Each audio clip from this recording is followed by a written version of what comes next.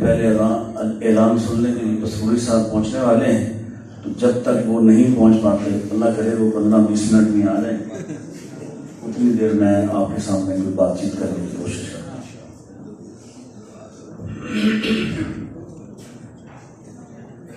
بھائی والوں نے کوئی تولنا ہے، کوئی حساب لگانا ہے، آ جائیں، اندر آ جائیں، کچھ نہیں ہوتا۔ اب فاروقی صاحب کا پروگرام میں کہہ نہیں سکتا کہ گانے تو چلے گئے۔ السلام علیکم ورحمۃ اللہ وبرکاتہ۔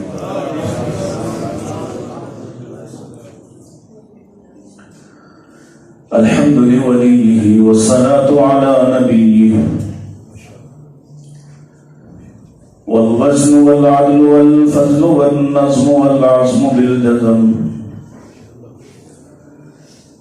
بوحدته بكبريائه بسلطان وبإعلان وبإتقان وبإيمان وبيان في فرقان،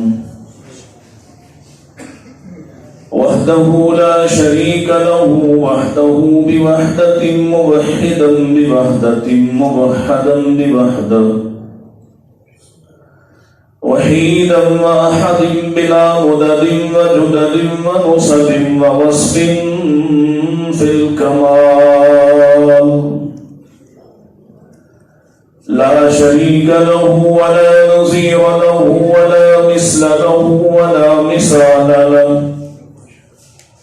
ولا وزير له ولا مقارن له ولا مكاسب له ولا مداني له ولا مضارع له ولا جذب وصف عيب كعب بيت خصم له ولا مقارن له ولا مكاسب له ولا مداني له ولا مضارع له ولا مناظر له، ثم نشهد أن لا إله إلا الله وحده لا شريك له، من يشرك في ذاته وصفاته وعاداته وآياته أو يتبرك بغيره من نبي وولي وتقي ونقي ونسيم وحسين وجليل وصغير وكبير، فعليه الخسران والبطال. ثم نشهد أن سيدنا وسندنا ونبينا ومولانا مؤيدنا مخدومنا منزومنا معصومنا مقصودنا أجدر الخلق جديرنا أعظم الخلق وأشرف الخلق وأحسن الخلق وأكمل الخلق وأجمل الخلق وأنور الخلق، من الحسن والصدارة والولاية والحكاية والعناية والهداية والأمانة والإمامة، أعلانا وأجلانا وأتقانا وأزهدنا وأرفقنا وأنورنا وأخترنا وأكبرنا، أحمر أنور أجدر أطفل أوسط أكمل أجمل له. ثم نشهد أن حبيب ربنا وصمدنا محبوب جدلنا ونزلنا ووسلنا إيماننا مبين فرقاننا هادي سبيلنا رونق جدراننا، هو قدوة نزمة قدوة رتبة أسوة حسنة، وبدلائله القاهرة الغالبة الطاهرة الباطنة سعيد إلى صراط المنتهى، في ليلة المعراج كشف الدجى ثم دنا فتدلى فكان قاب قوسين أو أدنى. أعوذ بالله السميع العليم من الشيطان الرجيم قد أفلح من زكاها وقد خاب من دساها. کامیاب ہوا وہ جس نے اپنے آپ کو پاک کر لیا، اور خسارہ اٹھائے گا وہ جس نے اپنے آپ کو آلودہ کر لیا. حمد و ثنا درود و سلام کے بعد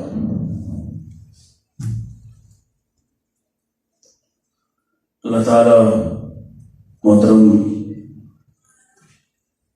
جناب مولانا محمد مشتاق احمد فاروقی صاحب حفظہ اللہ تعالی کو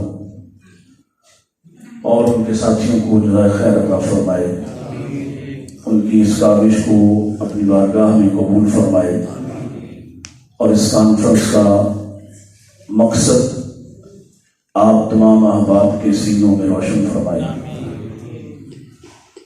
میرے ذہن میں انہوں نے اصلاح معاشرہ کے حوالے سے عنوان لگایا تھا. میں اس وقت میں یوں بھی وقت میسر آتا ہے انشاءاللہ کوشش کرتا ہوں ایک طالب علم کی کچھ گزارشات آپ کو کچھ مختلف انداز میں کی جا سکیں.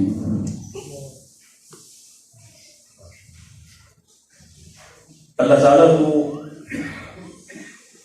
انسان سے بڑی محبت ہے، اور اس نے انسان کو جس تکریم، جس فضیلت سے، جس عزت سے نوازا ہے، تمام مخلوقات میں سے کوئی دوسری مخلوق اس کے عشر عشیر بھی نہیں ہے. خالق کائنات نے کسی مخلوق کے لیے ایسا اہتمام نہیں کیا جیسا اہتمام انسان کے لیے کیا ہے.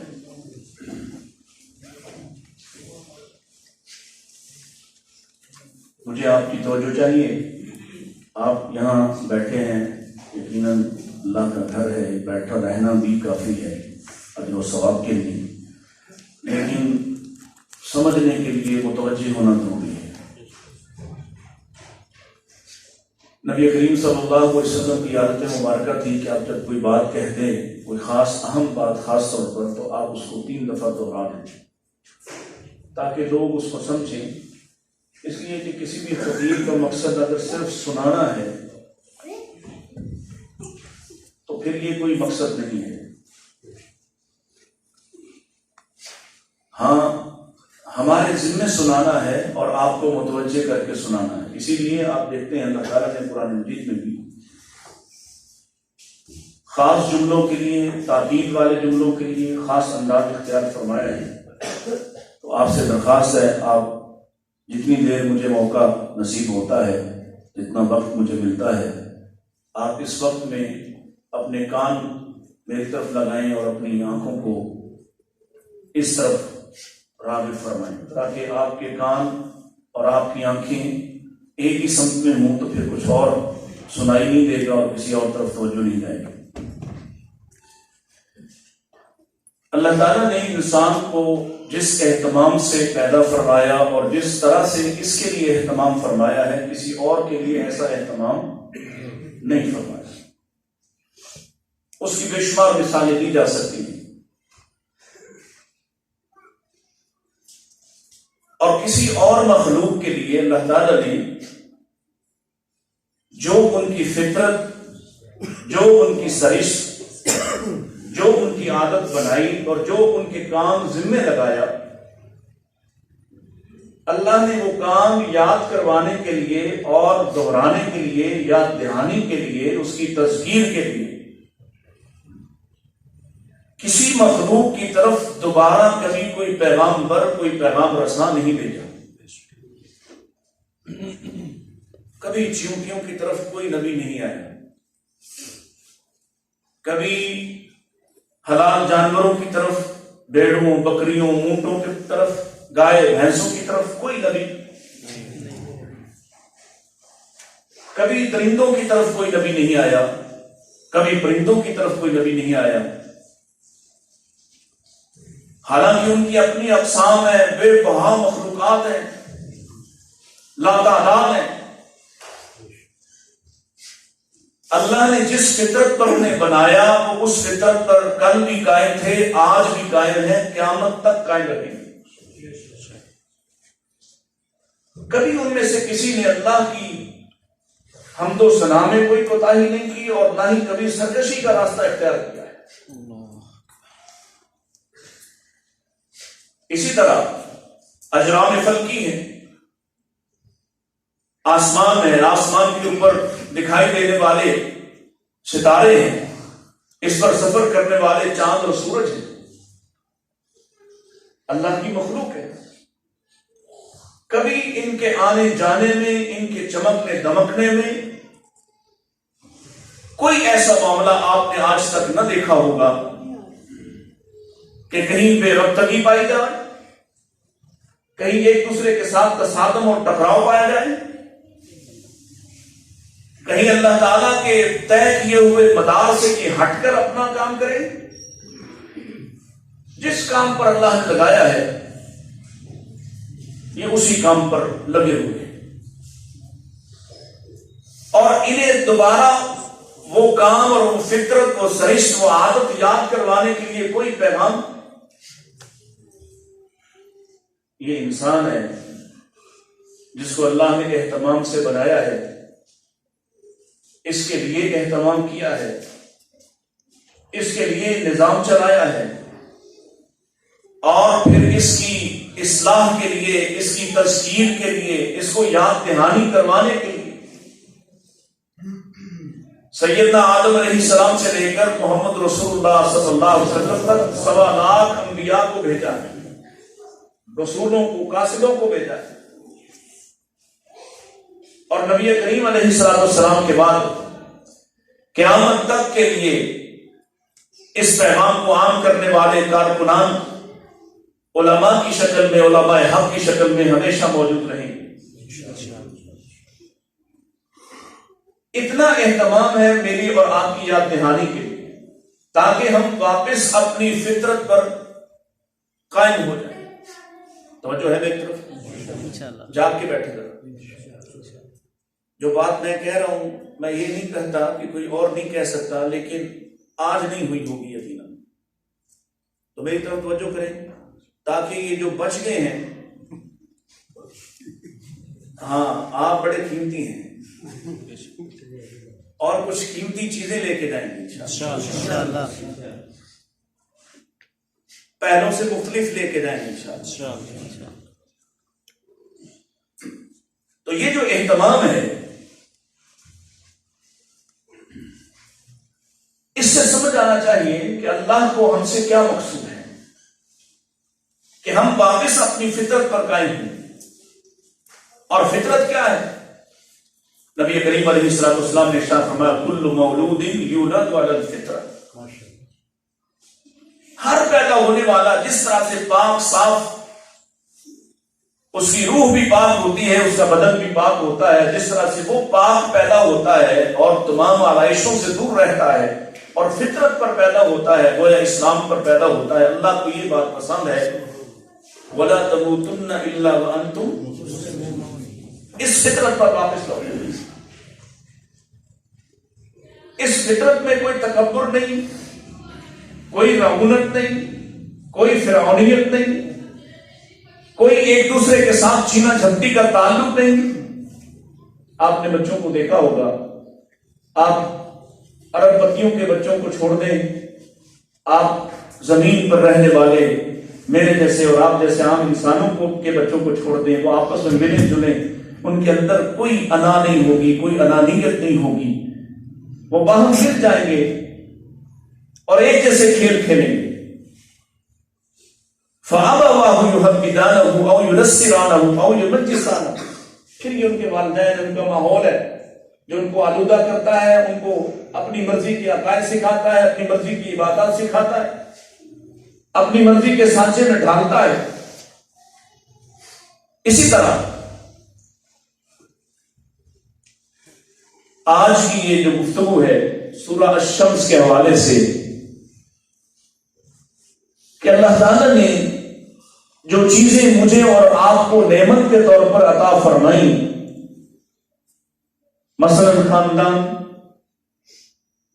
مثلا شکل حسن و جمال، مثلا مال، کاروبار، بلندی، نمایاں تر ہونا، فزوں تر ہونا، یہ سب نعمت ہے۔ اور نعمت کو حاصل کرنے کے بعد ہونا تو یہ چاہیے تھا کہ انسان پہلے سے زیادہ عاجز ہو جاتا اور منعم کا، نعمت عطا کرنے والے کے حق کو سمجھتا اور اس کے سامنے سپاسگزاری کرتا، اپنے جذبات کو اس کے سامنے عاجزی کے ساتھ پیش کرتا اور اپنی فطرت پر قائم رہتا۔ لیکن ماجرا اور معاملہ اس کے بالکل مختلف اور الٹ ہے۔ انسان جیسے جیسے نعمتیں زیادہ ملنا شروع ہو جاتی ہیں، اس کا دماغ خراب ہونا شروع ہو جاتا ہے۔ استعاراتی انداز میں قرآن مجید کا یہ مطالعہ میں آپ کے سامنے رکھنا چاہتا ہوں۔ بسم اللہ الرحمن الرحیم۔ اللہ تعالیٰ نے قسمیں اٹھائی ہیں، والشمس وضحاہا۔ الشمس اللہ کی مخلوق ہے، فرمایا مجھے سورج کی قسم ہے۔ اب سورج کے اندر استعارہ کیا ہے؟ ایسا استعارہ ہے کہ جب یہ طلوع ہوتا ہے تو رات ختم ہو جاتی ہے۔ جب یہ طلوع ہوتا ہے رات ختم ہو جاتی ہے، اور یہ اتنا نمایاں ہوتا ہے، اتنا نمایاں ہوتا ہے کہ اس کے سامنے کوئی اور چیز نمایاں ہو سکتی نہیں۔ انسان کو اللہ تعالیٰ نمایاں کرتا ہے، نمایاں ہونا اللہ کی طرف سے ایک نعمت ہے۔ لیکن آپ دیکھتے ہیں ہمارے ساتھ چلنے پھرنے والا ذرا سا نمایاں ہوتا ہے تو دماغ خراب ہو جاتا ہے، اور اپنے نمایاں ہونے پر، اپنے نمایاں ہونے پر فَأَكْرَمَهُ وَنَعَمَهُ، نعمت ملنے پر، عزت ملنے پر، دوسروں سے مختلف ہو جانے پر، وہی انسان، وہی رشتہ دار، وہی آپ کی گلی محلے میں رہنے والا، ایک دم اس کی عادات میں کیسا ایک تناؤ، ایک تبدیلی آتی۔ سبب کیا ہے؟ نمایاں ہو گیا۔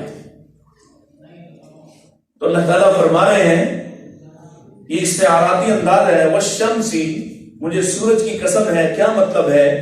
کہ جب سے میں نے اس کو بنایا ہے، جب یہ آ جائے تو اس کے سامنے کوئی دوسرا نمایاں ہوتا، اور جب سے میں نے اس کو بنایا ہے، یہ ہر روز صحیح حدیث کے مطابق ہر روز اللہ کے عرش کے سامنے سجدہ ریز ہو کر طلوع ہونے کی اجازت مانگتا ہے، اور آج تک کبھی اس نے اپنا راستہ تبدیل نہیں کیا۔ کبھی ایسا نہیں ہوا۔ زمین سے اس کا ایک خاص فاصلہ ہے، کوئی 14 کروڑ 98 لاکھ یا 95 لاکھ اور 98 ہزار، یہ ایک اندازہ ہے ان کا اوسطاً، گویا 15 کروڑ، بعض 4 جولائی کو اس کا فاصلہ 15 کروڑ سے بھی زیادہ ہو جاتا ہے۔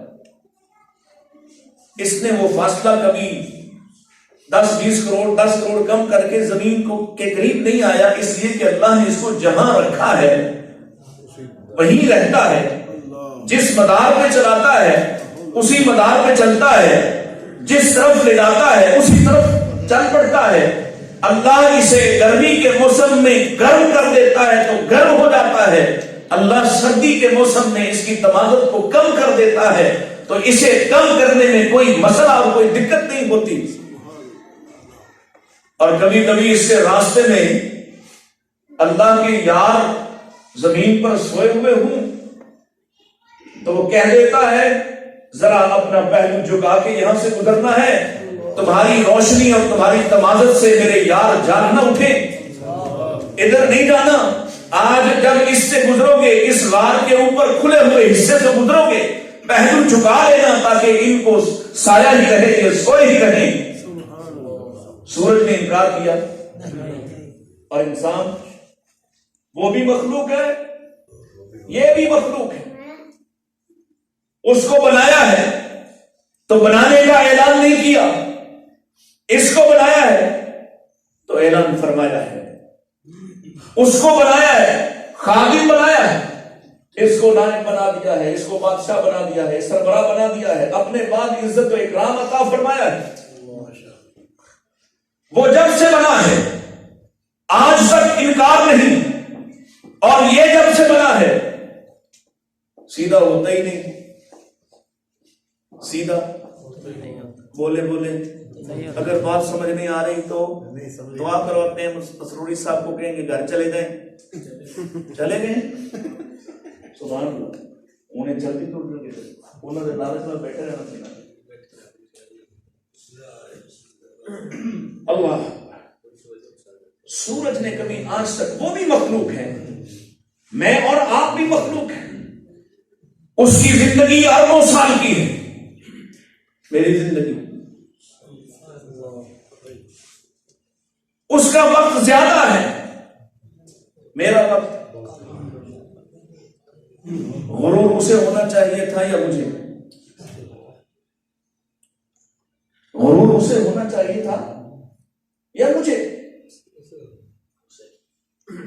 اور جو اللہ والے ہوتے ہیں وہ جتنا جتنا نمایاں ہوتے ہیں اتنا اتنا،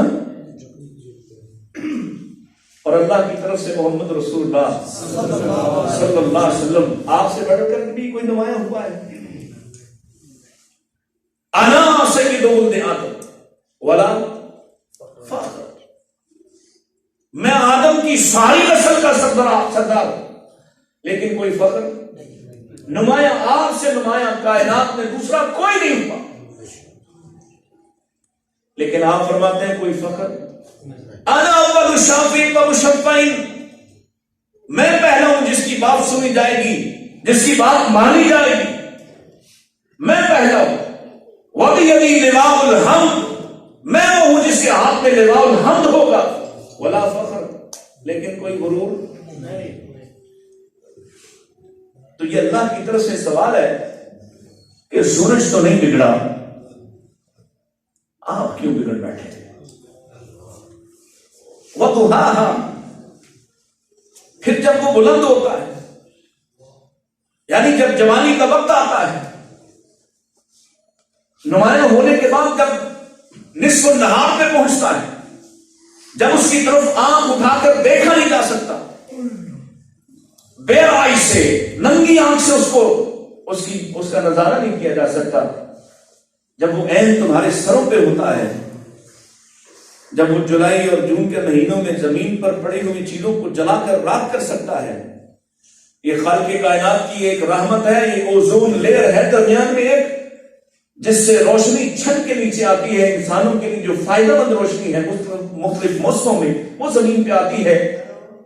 یہ جو آپ کے موسمیاتی تبدیلیاں ہو رہی ہیں تو وہ تمہاری آلودگی سے وہ اوزون لیئر جو ہے وہ خراب ہو رہی ہے، اس وجہ سے یہاں گرمی بھی زیادہ، سردی بھی زیادہ۔ اللہ نے درمیان میں پتہ نہیں کتنے پردے لگائے ہیں تاکہ سورج کی شعاؤں کے جو خطرناک اور نقصان دہ اثرات ہیں وہ تم تک نہ پہنچے۔ وہ جوان ہوا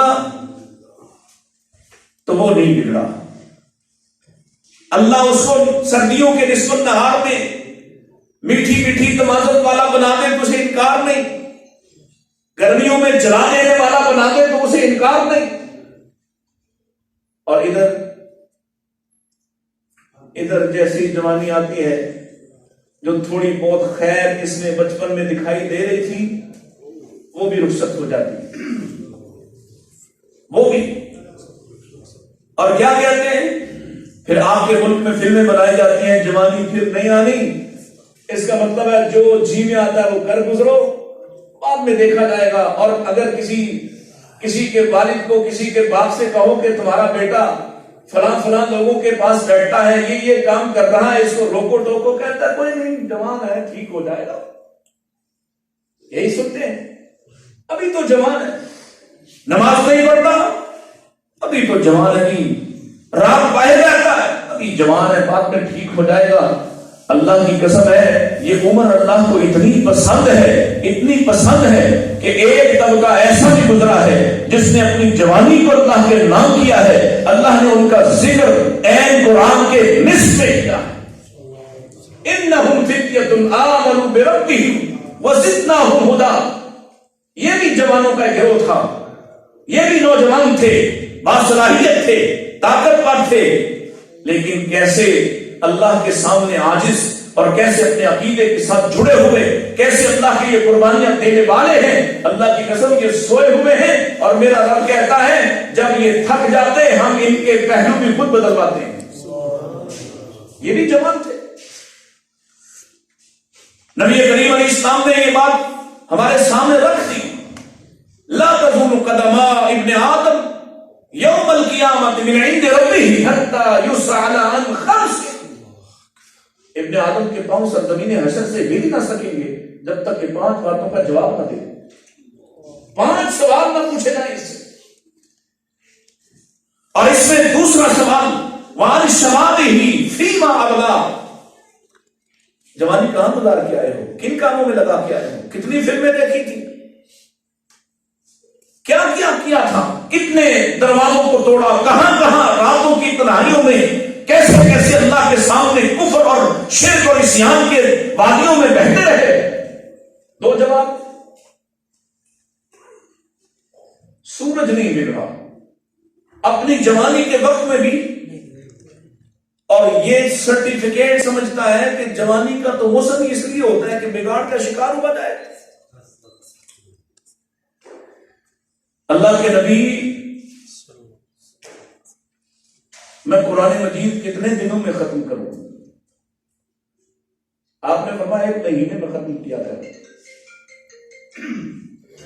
یا رسول اللہ میں جوان آدمی ہوں, جوان آدمی, میں زیادہ کر سکتا, زیادہ پڑھ سکتا. آقا فرماتے اچھا پھر 15 دن میں کر لیا کر. آپ تو رحمت والے نبی ہیں, لوگوں کو عبادات بھی وہ سکھائی ہیں جو ان کے مزاج اور ان کے معاملات کے لیے آسان, مشکل نہیں سکھائی. ایک صحابی آئے, انہوں نے کہا جی میں روزہ رکھنا چاہتا ہوں, روز ہی روزہ رکھنا چاہتا ہوں. آپ نے فرمایا اللہ کو جو پسند ہے وہ تو حضرت داؤد علیہ السلام کا روزہ ہے, 1 دن رکھو 1 دن چھوڑ دو. وہ صحابی کہتے ہیں میں نے یہ والا بھی, حالانکہ آپ نے مجھے کچھ اور تعلیم دی, میں نے یہ والا اختیار کیا, آخری عمر میں یہ بھی مشکل ہو گیا. یا رسول اللہ میں زیادہ پڑھ سکتا ہوں. اور اچھا 7 دن میں مکمل کیا کر. اللہ کے رسول میں جوان آدمی ہوں, زیادہ پڑھ سکتا ہوں, یعنی وقت کم کر دیں. یہ بھی تو جوان تھے. آپ فرماتے اچھا پھر 3 راتوں سے پہلے اسے ختم نہ کرنا. 3 کی جو حد لگائی ہے یہ والی حدیث ہے. یہ جوان ہے, لیکن آپ دیکھیے یہاں ہمارے ہاں جیسے ہی لڑکی جوان ہو, لڑکا جوان ہو, ایک دم رویہ تبدیل, اور اپنی جوانی پر ناز, اور ایسا فریب ہے. اپنی ہی بات کو نہیں دیکھتے, اپنے ہی بات کو نہیں دیکھتے. جس کے کنواں اب ہاتھ پاؤں چھوڑ گئے, جو کہتا ہے اٹھاؤ ہاتھ پکڑ کے, جو کہتا ہے جس نے یہ مکان بنایا, جس نے یہ تمہارے لیے کاروبار سجایا, جس نے اپنی کمر دوہری کر لی تمہیں جوان کرتے کرتے, وہ بھی یہی سمجھا کرتا تھا کہ یہ جوانی میرے پاس ہی رہے گی اور میں اسے ایسے ہی لطف اور فائدہ اٹھاتا رہوں گا. اور آج جن چیزوں کو کما کر اپنے پاس دولت کی صورت میں, ثروت کی صورت میں, سرمایہ کی شکل میں جمع کر کے رکھا ہے, آج یہی چیزیں اسے کھانے کو دوڑتی ہیں کہ اس کے کسی کام کی نہیں ہے. وہ مکان جس نے بڑے ہی نازوں سے بنایا, بڑی محنت کر کے بنایا تھا, اس کا کوئی ایک غلیظ سا کونا اس کی اولاد اس کو دینے کو تیار نہیں. ایسا ہے یا نہیں؟ تو یہ سوال تو بنتا ہے کہ سورج تو عین تمازت کے وقت بھی, درمیان میں آ کر بھی کبھی بگاڑ کا نہیں ہوتا, شکار نہیں ہوتا. تمہیں کیا مسئلہ ہے؟ تمہارے تو چند دن کے ایک تماشا ہی بڑا تھوڑا سا ہے. اور اس وقت جو خوراک ہے، جو تمہاری صحت کا لیول ہے، پاکستان میں تو شاید 7 سے 8 سال یا 10 سال سے زیادہ کوئی شخص جوانی کا لطف اٹھا ہی نہیں سکتا. تو اگر اس وقت کو اللہ اکبر، حضرت حفصہ رضی اللہ تعالیٰ عنہ کو عبداللہ بن عمر نے خواب سنایا تھا. آپ نے ان کو، نبی پاک کو خواب سنایا تو آپ نے جواباً کہا تمہارا بھائی نیک آدمی ہے، اس سے کہا کرو عبادت کیا کرے. آج سب سے یہ تراویح میں کھڑا ہوتا، بابے کھڑے ہوتے ہیں، نوجوان غائب ہو جائے، یا پیچھے بیٹھ کر فون دیکھ رہے ہوں گے، یا باہر گلی میں کھڑے ہو کے 4 گھنٹے باتیں کر لیں گے. مسجد میں کھڑا ہونا، اور ادھر رسول اللہ صلی اللہ علیہ وسلم کا زمانہ دیکھیں تو یہ بھی جوان ہے. اللہ کے نبی صلی اللہ علیہ وسلم جب بھی مسجد میں تشریف لاتے ہیں، آدھی رات کو بھی آ جائیں، کسی پہر بھی آ جائیں، تو یہ چوکس کھڑا ہوتا ہے، مستعد ہوتا ہے، آپ کی خدمت کرتا ہے، آپ کے کام کاج کرتا ہے، آپ کی حفاظت کرتا ہے، آپ کے لیے پانی کا اہتمام کرتا ہے. ایک دن آپ نے اس سے پوچھا، ربیہ کچھ مانگی لو، اتنی خدمت کرتے ہو، جب بھی آتا ہوں موجود ہوتے ہو، جس وقت بھی آتا ہوں حاضر خدمت ہوتے ہو. جوان آدمی، اپنی جوانی سے صحیح فائدہ اٹھانے والا. اللہ کے نبی اور تو کچھ نہیں چاہیے، اسألک مرافقتک فی الجنہ، جنت میں آپ کا ساتھ نصیب ہو جائے، یہ میرے لیے دعا کرو. نبی کریم علیہ السلام صفہ کے چبوترے پر رہنے والے اور بے یار و مددگار ربیہ بن کعب اسلمی کو جانتے ہیں، جس کے پاس کوئی سرمایہ، کوئی دولت نہیں. آپ نے پھر کہا اچھا اس کے علاوہ کچھ اور مانگ لے. وہ کہتے ہیں اس کے سوا کچھ اور چاہیے. اللہ، اور آپ نے اس کو کیا نسخہ دیا، کیا کہا تھا، فَعِنِّي عَلَى كَثْرَةِ السُّجُودِ، پھر میری مدد کر کہ میں دعا کرتا ہوں لیکن میری دعا مشروط ہے، تو سجدے زیادہ کیا کر تاکہ جنت میں میرا ہمسایہ بن جائے. تو جو ہے یا ختم کر دیں. اس جوانی پہ بگڑنا، بگاڑ کا سبب ہی کوئی نہیں تھا. اس کی حیثیت ہی کیا ہے، ذرا سا بخار ہوتا. ابھی یہ کرونا آیا تھا تو سب سے زیادہ خوفزدہ یہ نوجوان تھے. یہ بابے بزرگ جو ہیں یہ پھر بھی کچھ ہمت میں تھے. نوجوان غائب، ڈر لگا ہوا ہے، جاتے جاتے اچانک موٹر سائیکل سے گرتا ہے، اٹھنے کی ہمت نہیں ہوتی. اور اب تو اتنی ہم بات ہوتی ہیں جوانی والوں کی، نوجوانوں کی، اتنے ہارٹ اٹیکس آتے ہیں آپ کے سامنے، کس بات پہ فخر. اللہ اکبر. میں مختصر کر رہا ہوں. والقمر اذا تلاها، چاند کی قسم ہے جب وہ اس کے پیچھے آتا ہے روشن ہوتا ہے. چاند استعارہ ہے حسن کا، چاند استعارہ ہے.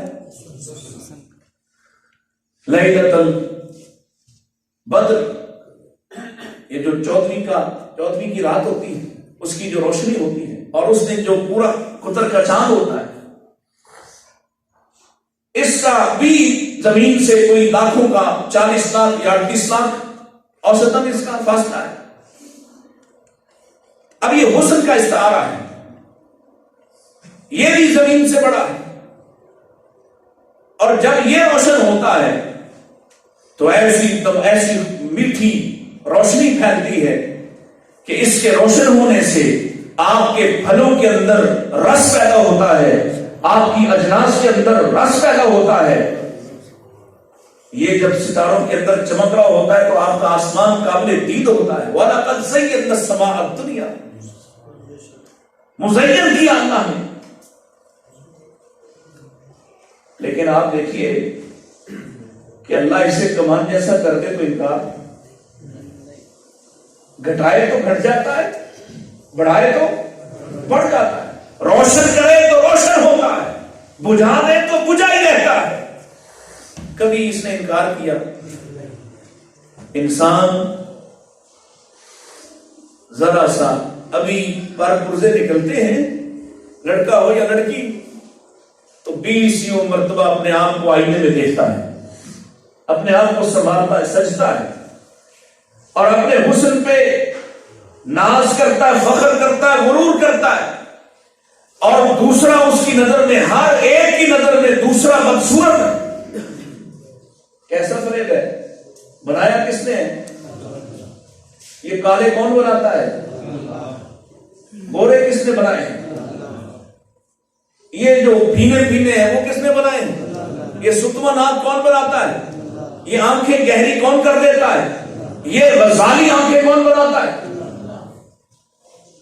هو الذی یصورکم فی الارحام کیف یشاء، وہ بناتا ہے، آسمان والا.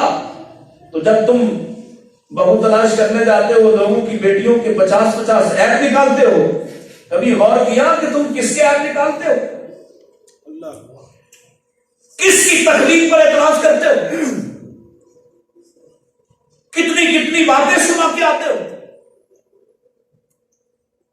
اور اپنی مرضی، ہر آدمی اپنے آپ کو حسین سمجھتا ہے. یہ ایسا دھوکا ہے. اور اپنے سوا باقی سب کو بدصورت سمجھتا ہے. بنانے والا اللہ ہے، اس نے حسن اس کو عطا فرمایا. اللہ کی قسم ہے، اگر حسن پہ کوئی بگڑتا تو یوسف بگڑ جاتے. حسن پہ کوئی بگڑتا، سجا کے بیٹھی تھی مجلس کو، نیم براہنہ ہو کر بیٹھی تھی. خیال تھا ان کا کہ ہم سے حسین کوئی نہیں، اور ہمارے جنموں کی دال کوئی لا نہیں سکتا. کوئی کیسے ہو سکتا ہے کہ مرد بھی ہو، اور ہم نیم براہنہ بڑی بڑی عالی شان گھروں کی رہنے والیوں کو، شہزادیوں اور ملکاؤں کو دیکھے نا. اسے آواز دی، یوسف آ جاؤ. وہ آیا اور ایسے گزر گیا جیسے کچھ تھا ہی نہیں. دیکھ کے کہتی ہیں اس نے تو آنکھ بھی نہیں اٹھائی. اور بعض مفسرین نے یہاں لکھا کہ ایسے ہی نہیں، یہ جو ہاتھ کاٹے ہیں یہ مکالمے سے کاٹے ہیں، ہاتھ دھمکی دے کر کاٹے ہیں کہ اگر ہماری طرف آنکھ اٹھا کر نہ دیکھو، اگر ہمارے حسن سے سرشار نہ ہو، اگر ہمارے حسن کی تعریف نہ کرو تو ہم اپنی رگیں کاٹ لیں گی، ہم اپنے ہاتھ کاٹ لیں گی. لیکن وہ ایسا کمال کا تھا، اپنے حسن کو سنبھال کر رکھنے والا، وہ کالا معاذ اللہ کے ورد کرنے والا، اپنے حسن پر ناز نہ کرنے والا. ایسے گزرا اور اس طرح سے ان کے مقابلے سے نکل گیا کہ یہ کہنے لگی، قلنا ہاش للہ، ہاش للہ، اللہ کی قسم ہے یہ انسان ہو ہی نہیں سکتا. انسان ہوتا تو ہمارے ساتھ متوجہ ہوتا، ہماری طرف دیکھتا. یہ یہاں ذرا جوانی آتی ہے، گلیوں کے چکر کاٹتا ہے، بات بناتا ہے، لوگوں کو متاثر کرنے کی کوشش کرتا ہے، اور 1 2 4 10 20 پر اپنے ڈورے ڈالنے کے بعد، اپنے دام میں پھنسانے کے بعد اپنے آپ کو کامیاب سمجھتا ہے، اور سمجھتا ہے میں نے وہ کمال کیا جس سے پہلے کبھی کسی نے نہ کیا ہو. لیکن اسے یہ خبر نہیں تو کسی کے گھر پر تاج جما کے بیٹھا ہے، کوئی تیرے گھر پر تاج جما کے بیٹھا. والقمر اذا تلاها، اگر اپنے حسن پر بگڑنا ہوتا تو سورج بگڑتا، آسمان کا چاند بگڑتا. تمہیں کیا ہوا ہے؟ تمہاری حیثیت چند سال ہے، چند سال. اس کے بعد یہی چہرہ پہچانا نہیں جاتا، یہی چہرہ جھریوں والا ہو جاتا ہے، یہی بال سفید ہو جاتے ہیں، یہی تمہارا حسن مان پڑ جاتا ہے. کوئی تمہیں پہچاننے کو اور ساتھ بٹھانے کو تیار نہیں ہوتا. ذرا سی بیماری آ جائے، اللہ کی قسم تمہارا حلیہ بگڑ جاتا ہے. لیکن وہ بھی مخلوق ہے، یہ بھی مخلوق ہے، یہ اعلیٰ مخلوق ہے، یہ اعلیٰ مخلوق ہے. اس کے لیے پیغام آیا ہے، اس کے لیے تذکیر کے اہتمام کیے جا رہے ہیں. اللہ اکبر. والنہار اذا جلاھا، دن آتا ہے تو کیا ہوتا ہے؟ وجعلنا النہار معاشا، دن آتا ہے تو کاروبار ہوتا ہے. والنہار اذا جلاھا، جب کاروبار ملتا ہے. تو اب پتہ ہے وہی جو کل تک لوگوں کے سامنے ہاتھ پھیلایا کرتا تھا، کاروبار اللہ نے کامیاب کس نے کیا؟ کامیاب کے باوجود بھی اس بت کو پوچھتا ہے، نکلتا اس سے، کہتا ہے یہ منڈا تے چنگا ہے، اہل حدیث بھی ہے، نمازی بھی ہے، مالدار بھی ہے، لیکن میری برادری کا نہیں، اور اپنی برادری والے کسی بدماش کو بیٹی دینے کو تیار ہے. کیا اصول ہے؟ کیا ضابطہ ہے تمہارا؟ نبی مکرم علیہ السلام نے یہی سارے بت توڑے تھے، یہی بت توڑے تھے، انہی بتوں کو توڑا تھا. کہا جلائبی جاؤ، وہ گھر ہے مدینے سے باہر، اس سے جا کے کہو محمد نے بھیجا ہے اپنی بیٹی کا رشتہ دو. اور وہ بھی حیران ہوئے تھے. رنگ کا کالا، چہرے پر چیچک کے داغ، مال پاس ہے نہیں، اور تمہیں بیٹی دے دیں. حیران ہو رہے ہیں، مشورے کر رہے ہیں. اور وہ بیٹی بھی کیسی کمال کی تھی جس کا تذکرہ انشاءاللہ قیامت تک ہوتا رہے. جس نے کہا تم اس کے رنگ کی طرف دیکھتے ہو، اس کے مال کی طرف دیکھتے ہو، میں اس کو دیکھ رہی ہوں جس نے بھیجا ہے. اور پھر پڑھو محدثین کی عبارات کو. کہاں جلابیب کے گھرانے سے خوشحال گھرانہ ہی کوئی نہ، اس سے بہتر گھرانہ ہی کوئی، مثالی بھی ابھی بھی. اللہ اکبر. والسماء، سما سموف سے بلندی، ترقی. ایک دکان تھی، 4 دکانیں بنا لی حاجی صاحب. ایک مکان تھا، 4 مکان بن گئے. اس پر بگڑنے کی کوئی بات بنتی تھی؟ تو اللہ تعالیٰ سے اور عاجز ہونے کا مقام تھا کہ اللہ تو نے کیسا کمال کیا. میں ایک چنے کا پتیلا بیچا کرتا تھا، تو نے ہوٹل عطا کر دیا. میں سائیکل پر اپنی دہاڑی لگانے جاتا تھا، تو نے گاڑیوں والا بنا دیا. ایک چھوٹا سا مکان جس میں سانس لینا مشکل تھا، تو نے مجھے اتنے بڑے بنگلے کا مالک بنا. خوش ہونا چاہیے تھا، اللہ کے سے راضی ہونا چاہیے تھا، شکر کرنا چاہیے تھا. ہوا کیا؟ اللہ بگڑ بیٹھا. اپنی ترقی پہ ناز کرتا ہوا دوسروں کو حقیر جانتا ہے، دوسروں کو ذلیل سمجھتا ہے، ہاتھ نہیں ملاتا. اللہ کی قسم ہے، ساڑھے مولوی بھی پڑے آئے تھے، ہاتھ نہیں ملاتے، ہاتھ گندا ہو جائے گا.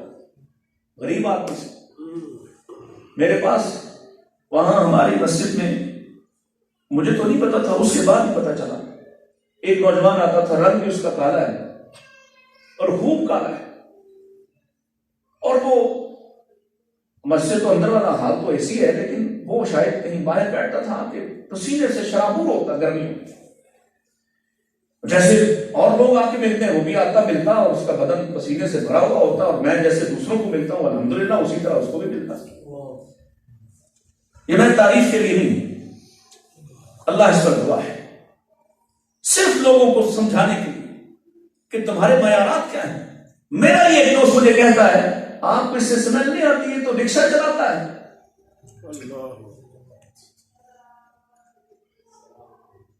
آنی چاہیے اس میں تو جن کو آنا شروع ہو جائے. اصل میں اللہ تعالیٰ نے اس کے نتنوں کو بند کر دیا، یہ حق کو نہیں پہچان رہے. ہمارا معیار یہ ہے، سائیکل پہ آیا ہے تو اس سے سلام بھی نہیں، پجاروں سے اترا ہے تو بچ بچ جاتے ہیں. وہ سمائی، عرش والا پوچھتا ہے آسمان سے بھی کوئی بلند ہوا ہے؟ کبھی آج تک آسمان میں جس کو کوئی سہارا نہیں، جس کے نیچے کوئی برج نہیں، جس کو کوئی ستون نے تھاما ہوا نہیں، وہ اپنی جگہ پر قائم ہے. اس نے کبھی نہیں کہا کہ میں سب سے بلند ہوں تو مجھے بگڑنا چاہیے. وہ ٹوٹ کر گر پڑتا، اور جو کچھ تم زمین پہ کرتے ہو اگر تمہارے کرتوتوں کی وجہ سے اس کو گرا دیتے تو حق تھا. اس نے کبھی انکار نہیں کیا، جہاں ہے وہیں ہے. جب میرا آسمان والا مالک عرش والا اسے لپیٹنا چاہے گا وہ لپٹ جائے گا. والسماوات مطویات بِیَمِینِہ، اس سے پہلے کبھی ہلے جلے گا. تمہیں کیا مسئلہ ہے؟ ذرا سا لوگوں سے بلند ہوتے ہو، ذرا سی ترقی حاصل کرتے ہو، ذرا سا دوسروں سے عہدہ بڑا ہوتا ہے تو تمہارا دماغ خراب ہو جاتا ہے، بجائے اس کے کہ تم جتنا بلند ہوتے، کوئی محمد رسول اللہ سے بھی بلند ہوا ہے. صلی اللہ علیہ وسلم وہ جو آسمانوں سے بھی اوپر گیا، عند سدرۃ المنتہا، عند سدرۃ المنتہا عندہا جنۃ المأویٰ، وہ جو آسمانوں سے بلند گیا وہاں جا کے فأوحیٰ الی عبدہ ما اوحیٰ، اس سے بھی کوئی قریب ہوا یا اس سے بھی کوئی بلند ہوا، لیکن وہ کیسا ہے؟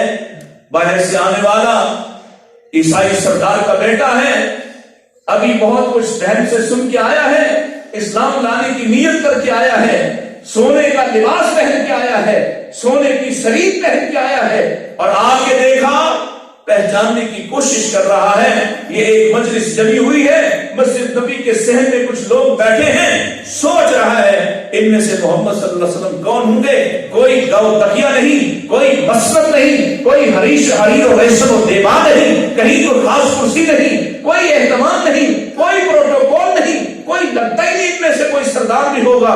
سوچ سوچ کے دیکھ کے اس نے میرے مصطفیٰ کو 3 چیزوں سے پہچانا۔ ایک، آپ کا چہرہ دیکھا تو دیکھتا ہی ہے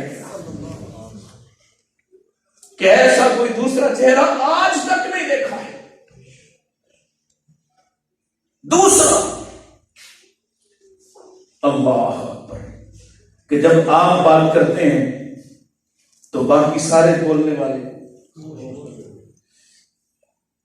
جب دوسرے بات کرتے ہیں تو آپس میں بات چیت ہو رہی ہے، لیکن جب وہ بولتا ہے تو سب خاموش ہوتے ہیں، اور جب وہ حکم دیتا ہے تو سب مان رہے ہوتے ہیں۔ کافی دیر پہچان گیا کہ یہی محمد صلی اللہ علیہ وسلم ہوں گے، اس کے سوا کوئی نہیں ہو سکتا۔ میری اور آپ کی حالت کیا ہے؟ آئیے، وقت کم ہے اور وقت پہلے بہت زیادہ ہو چکا ہے۔ وما بناہا، یہ کیا ہے؟ جو کچھ بھی اللہ تعالیٰ نے یہاں بنایا ہے، اللہ اکبر، جو تمہاری ترقی کے جتنے بھی کاروبار، دکانیں جن پہ فخر کرتے ہو، جمع پونجی، بناہا جمع پونجی، اپنی نسلوں کو پیغام دے، میرے جیسا کام کرنا، جیسے میں نے بڑی محنت کر کے دکانیں جوڑی ہیں تم بھی یہی کرنا۔ اسے یہ فکر پڑی رہتی ہے، اور دوسری طرف اللہ کے نبی ہیں جو جانے لگتے ہیں، جب وقت آتا ہے تو اپنے بیٹوں کو، اپنے بچوں کو بلا کے کہتے ہیں کس کی عبادت کرو گے؟ کس کی عبادت کرو گے؟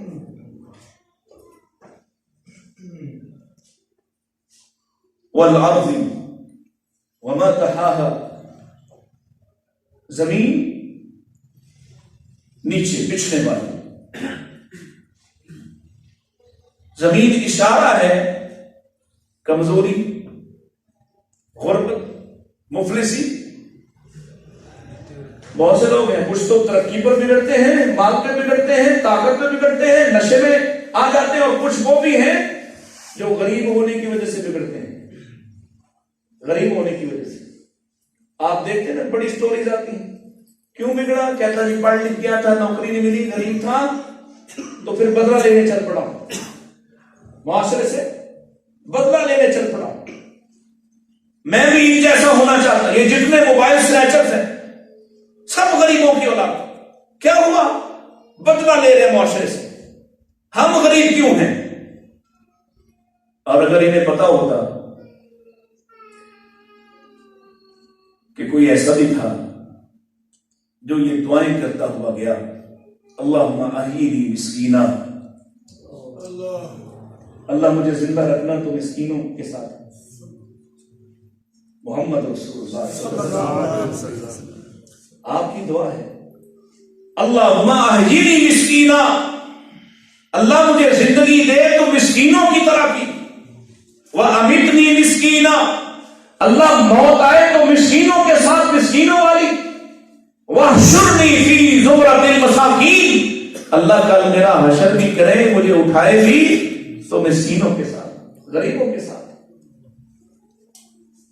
اور روایات کے اختلاف سے 500 سال پہلے تو افسر ہے نا، 500 سال پہلے غریب جنت میں، غریب ایمان والا، غریب ایمان والا، اپنی غربت پر شکوے کرنے والا نہیں، اپنی غربت کو قصور سمجھنے والا نہیں، اپنی غربت پر اپنے رب سے راضی رہنے والا اور غربت کے ساتھ بھی اپنے ایمان کو بچا لینے والا ابھی حساب دے رہے ہوں گے، اور یہ 500 برس پہلے جنت میں موجود ہوگا۔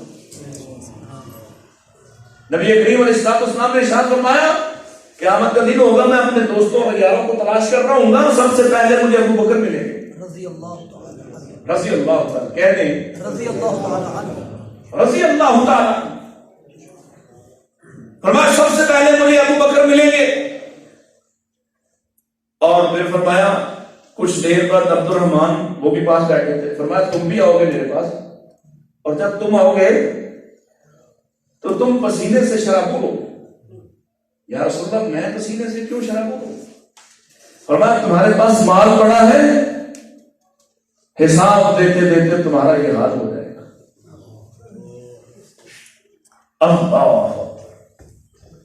غربت پر بگڑنے والے، اپنی تنزلی پر، اپنی کمتری پر بگڑنے والے، اور اللہ کی طرف سے سوال میں آپ کے سامنے رکھ دیتا ہوں کہ اللہ کی قسم ہے اگر بگڑنا ہوتا تو زمین تمہارے قدموں میں بچھنے والی بگڑتی، اس کو کبھی انکار ہوتا، اللہ نے اس کو پہاڑ کی شکل دی تو پہاڑ بن گئی، سنگریلی بنایا تو سنگریلی، ریتیلی بنایا تو ریتلی، اگر اللہ نے اس کو میدانی علاقہ بنایا، تم پھاڑو تو پھاڑ جاتی ہے، اس کے اندر بیج ڈالو تو تمہیں واپس لوٹاتی ہے، یہ ایسی فرما بردار ہے اللہ کی، آج تک اس نے کبھی انکار نہیں کیا۔ اللہ لائے تو ہلتی ہے مگر نہ ہلتی۔ وَنَفْسٍ وَمَا سَوَّاهَا، تمہاری روح اور تمہاری خواہشات، اگر انکار کرنا ہوتا تو کبھی میرے آپ کے جیسے لوگوں میں یہ روح انکار کرتی کہ میں نے جانا کہ ان کے اندر مجھے بھیجو گے، یہ نافرمانی کریں گے۔ يسألونك عن الروح قل الروح من امر ربی، دو چیزوں سے انسان بنتا ہے، ایک روح سے، ایک جسم بدن سے۔ روح انکار کرتی، اللہ کی مخلوق ہے، انکار کرتی، اللہ کا حکم ہے، انکار کیا اس نے نہیں۔ اللہ اکبر۔ لیکن میں اور آپ کیا کر رہے ہیں؟ اس روح کو جو اللہ نے بڑی ہی پاکیزہ بھیجی تھی، بڑی پاکیزہ، اس کا ٹھکانہ بہت اعلیٰ تھا، اس کو اتنا آلودہ کیا، اتنا آلودہ کیا کہ جب یہ تمہارے بدن سے نکالی جائے، اگر تم مومن ہو تو پھر تو کیا ہی کہنے، پھر تو کشاں کشاں نکلے گی۔ اللہ کے نبی علیہ السلام نے فرمایا مومن کی روح اس کے بدن سے اس طرح سے نکلے گی جیسے مشکیزہ پانی والا بھر کر اس کو الٹا لٹکا دیا جائے تو اس کا جو دھاگا منہ پہ بندھا ہوتا ہے اس کو کھولا جائے تو جس قدر آسانی کے ساتھ پانی اس مشکیزے سے نکلے گا، ایسے مومن کی بدن سے اس کی روح نکل جائے گی، اور جب نکلے گی اس کو اطریات میں بسے ہوئے ایک کفن تم جسم کو دیتے ہو، ایک کفن فرشتے لاتے ہیں جو اس کو روح کو لپیٹیں گے، اس کو خوشبویات میں بسائیں گے اور بلند کر کے لے جائیں گے، اس کے اچھے اچھے نام پکاریں گے، پوچھنے والے پوچھیں گے کون ہے، اس کا اچھا تعارف کروایا جائے گا، آسمان دنیا پر لے جایا جائے گا، آسمان کا دروازہ کھولا جائے گا، اس کا نام بتایا جائے گا، دروازہ کھل جائے گا اس کے لیے، ایمان والی روح کے لیے، اور پھر پہلے آسمان کے فرشتے ساتھ مل جائیں گے، زمین و آسمان کے فرشتے اس کے راستے میں، سارے اس کے جواب میں، اس سارے معاملے میں ساتھ چلتے ہوئے جلوس کی شکل میں ساتھ میں آسمان پر لے جائیں گے، اور وہاں سے حکم دیا جائے گا اس کو میرے اعلیٰ علیین بندوں میں داخل کر دیں۔ اور اگر روح آلودہ کی تو یہ نہیں نکلے گی، باسطو ایدیہم، یہ نہیں نکلے گی، فرشتے آئیں گے، ماریں گے اور کہیں گے اپنی جان کو اخرجوا انفسکم، خود نکالو اس کو، یہ پھیل جائے گی، اسے پتا ہے میرے ساتھ اس نے حشر کیا کیا ہے، اس کو کھینچ کر نکالا جائے گا، اور میرے نبی علیہ السلام نے فرمایا ایسے اس کا حال ہوگا، منافق فاجر فاسق کی روح اس طرح سے نکلے گی جیسے دندانے والی کسی سلاخ کو کسی روئی کے گڈھے میں ڈال دیا جائے، اس کو کھینچا جائے، جیسے اس کے ساتھ ریشے ریشے نکلیں گے، ایسے اس کی ریشہ ریشہ بدن سے روح نکلے گی،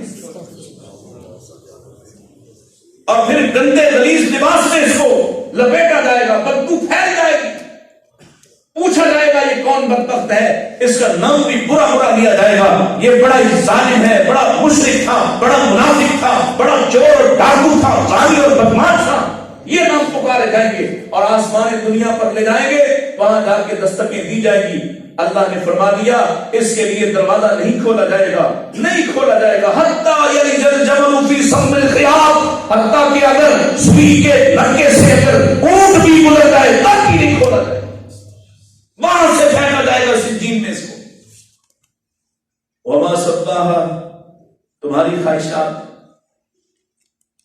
کتنا بگاڑ ہے ان خواہشات میں، اللہ کی قسم ہے، یہ جو 1-1.5%, 2% نمازی ہیں، اپنی فکر کرو، باقیوں کی کیا کرنی؟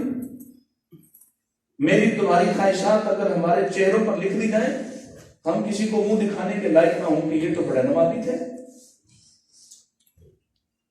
فکر کرو، اور صرف آخری بات عرض کر کے بات ختم کرتا ہوں کہ بچے گا کون؟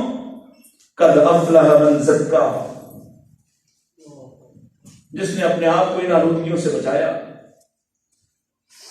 وہ تو جنت میں ہوگا، اعلیٰ مقام پہ ہوگا، من مرضی کی زندگی میں ہوگا۔ وقد خاب من دساہا، جو آلودہ ٹھہرا، جو بگاڑ کا شکار ہوا، جس نے انبیاء کے ورثاء کی بات نہ سنی، قرآن و حدیث سن کر بھی اپنے کان بند رکھے، یہ غلاظت کے ڈھیر پر پھینکا جائے گا۔ اس کے لیے ہم نے جو گندگی کا ڈھیر بنایا ہے، جو ابلتے ہوئے گٹر بنائے ہیں، اس کے لیے یہ وہاں پھینکا جائے گا۔ اور اگر اسے یہ وہم ہو کہ میں بڑی طاقت والا ہوں، مجھے کوئی زوال نہیں، میں بڑا سیانہ ہوں، مجھے کوئی مسئلہ نہیں، تو ایک مثال اللہ نے یہاں دی، فرمایا کذبت ثمود بتقواہا، تم سے پہلے قوم ثمود کو بھی یہی وہم ہوا کہ ہم بڑے جوان، ہم بڑے ماہر، ہمیں کوئی کیسے زوال آ سکتا ہے۔ اور سنو یہ کیا کرتے تھے، ایک تو ان کے قد بھی آگ کی طرح کے لمبے تڑنگے، بڑے مضبوط جسموں والے، انہوں نے بھی محلات تعمیر کیے پہاڑوں کے اندر، اور انہوں نے بھی محلات تعمیر کیے پہاڑوں کے اندر۔ اور جب قوم عاد کو ان سے پہلے عذاب آیا تو یہ ان کے رشتہ دار تھے، انہوں نے دیکھا کہ ان پر ہوا کو چھوڑا گیا ہے، انہوں نے ابھی ہمارے ہاں جو کیا جاتا ہے اس پر ذرا غور فرمائیے، انہوں نے دیکھا کہ ان کو ہوا کا عذاب دیا گیا ہے، ہوا نے ان کے گھروں سے ان کو توڑ پھوڑ کر نکالا ہے، تو انہوں نے کہا، سوچا، انجینئر بیٹھے ان کے، اور انہوں نے کہا ہم پر تو عذاب آ ہی سکتا، بلند تو آئے گا کیوں، جیسے ہمیں وہم ہے، اور آ گیا تو ہم نے اتنا اہتمام کر رکھا ہے، ہمیں کچھ ہو گئی۔ اور سبب کیا تھا، دماغ کیسا بگڑا؟ پہلے تو حضرت صالح علیہ السلام کو کہتے ہیں اگر تم سچے ہو، سچائی کی دلیل لاؤ، ایسا کرو یہ جو ہمارے سامنے پہاڑ ہے یہ پہاڑ پھٹ جائے، ساری قوم ہم بیٹھتے ہیں انتظار کرتے ہیں، اس پہاڑ کو پھٹنا چاہیے، اس میں سے ایک اونٹنی نکلے اور اونٹنی حاملہ ہو اور ہمارے سامنے بچے کو جنم دے، تو ہم مان لیں گے کہ تم سچے اور ایک رب کی عبادت کرنا چاہیے۔ انبیاء اللہ کے ایسے بندے جو اپنی قوموں کی احساس اور محبت رکھنے والے، ہاتھ اٹھائے، اللہ اپنی رحمت فرما، تیرے لیے کیا مشکل ہے اور اللہ کے لیے مشکل، فرما بیٹھ جاؤ، سارے بیٹھ گئے، پہاڑ پھٹا، اونٹنی نکلی حاملہ، اس نے اس کے ساتھ ان کے سامنے بچے کو جنم دیا۔ اب کیا کرنا، کہا نشانی یہ ہے، ایک دن پانی یہ پیے گی، ایک دن تم پیو گی، اس کے ساتھ زیادتی نہ کرنا، جس دن اونٹنی کا پانی کا دن ہوتا وہ سارے پی جاتی، امتحان تھا، ماننا تو تھا نہیں ظالموں نے۔ اللہ اذن بعث اشقا، ان کا سب سے بدبخت شقی جو ہے اس نے منصوبہ بنایا، اس نے اونٹنی کی کونچے کاٹ لی اور قوم پہ فخر کر رہے ہیں کہ ہم دیکھو ہم نے کیا کیا ہے، اور ناز کس بات پہ ہے، جیسے ہم پاکستانیوں کو بڑا ناز ہے ہم تو خیر کئی ناز کرتے ہیں، ہم نے یہ بنا لیا تو دشمن نہیں آ سکتا، یہ بنا لیا تو دشمن کی ایسی کی تیسی، ہم نے گھر اتنا مضبوط بنایا ہے، زلزلہ ہمیں کیا کہے گا، زلزلہ پروف گھر بنا دیے ہیں، سیلاب آئے تو سیلاب کا کوئی مسئلہ ہی نہیں، آندھی بارش طوفان کا ہمیں کیا، ہمارا گھر تو بڑا مضبوط، اتنا میں نے لینٹر مضبوط بنایا ہے، اتنا میں نے جال بچھایا ہے، یہی ہو رہا ہے، اسی پہ فخر کرتے ہیں نا۔ انہوں نے بھی یہی سوچا کہ ان کو تو عذاب آیا ہے، طوفان آیا ہے، ہوا آئی ہے، تو انہوں نے آج بھی دنیا ان کی اس کاریگری پر حیران ہوتی ہے، انہوں نے ایسے اینگل سے اپنے وہ مکانات جو پہاڑوں کے اندر بنائے، ایسے اینگل سے ایسا اس کے اندر وینٹیلیشن کا نظام رکھا کہ ہوا جدھر سے بھی داخل ہو، گرم ہو سرد ہو، وہ اس کا زور نہ بن پائے، ایسے اینگلز بنائے۔ جیسے آپ کی مسجد میں ادھر بھی کوئی کھڑکی ہوتی، ہوا گزرتی، ادھر بھی کوئی کھڑکی ہوتی، ہوا کا زور نہ بن پائے۔ ان کا خیال تھا وَمَا يَعْلَمُ جُنُودَ رَبِّكَ إِلَّا هُوَ، ان کا خیال یہ ہے کہ اللہ کے پاس ہوائی بھیجنے کو ہے، بس عذاب کے طور پر اپنے کئی مضبوط گھر بنا کے بیٹھے کہ جہاں سے بھی ہوا آئے، گرم آئے، سرد آئے، تیز آئے، آہستہ آئے، ہمیں کچھ کہہ نہیں سکتی، اگر عذاب آئے گا تو ہم اپنے گھروں میں جائیں گے، ہمیں تو کچھ ہو گئی۔ اللہ اکبر۔ اور پھر عذاب آیا، پتھر آئے، بارش، بادل آئے، یہ باہر نکلے، انہوں نے سوچا کہ بارش ہونے لگی ہے، اور نبی کریم صلی اللہ علیہ وسلم بھی مدینہ میں جب کبھی بادل آ جاتے تو آپ پریشان ہو جاتے۔ سیدہ فرماتی ہیں آپ تب تک کبھی گھر جاتے، کبھی باہر آتے، پریشان رہتے، آپ کے چہرے پر تفکرات ہوتے، اور جب بارش کی قطرات، بارش پانی کی صورت میں نازل ہونا شروع ہوتی ہے، اللہ کے نبی کا چہرہ کھل جاتا ہے۔ کیوں؟ کتنی ہی ایسی قومیں گزری جنہوں نے بادلوں کو دیکھ کر جشن منانا شروع کر دیا، اور ان بادلوں میں اللہ نے آگ کو بھیجا، پتھروں کو بھیجا، طوفان بھیجے، تباہ برباد کر کے رکھ دیا۔ بادل آئے تو یہ بھی بڑے خوش ہیں، اور جب آگ برسنا شروع ہوئی بھاگ کے اپنے گھر چلے گئے، اور خیال کیا تو ہمیں تو کوئی مسئلہ ہی نہیں۔ اللہ نے ان پر کیسا عذاب بھیجا، فرمایا فَدَمْدَمَ عَلَيْهِمْ رَبُّهُمْ بِذَنبِهِمْ، فَدَمْدَمَ، اللہ نے گونج کا عذاب پیدا کر دیا،